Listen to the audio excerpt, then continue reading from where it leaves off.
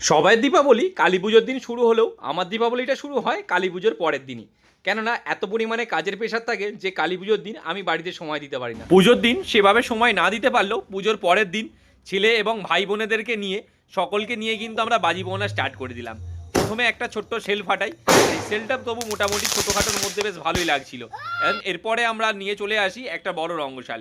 এই রঙ্গশালটাও কিন্তু আমরা সকলে মিলে পোড়াতে শুরু করি।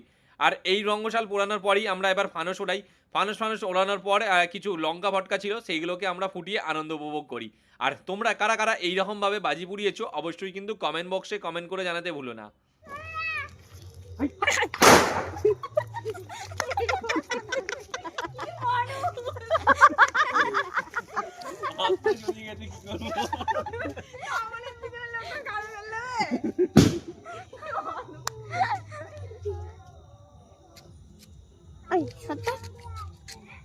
আমাকে কেউ দেখতে দিবি না?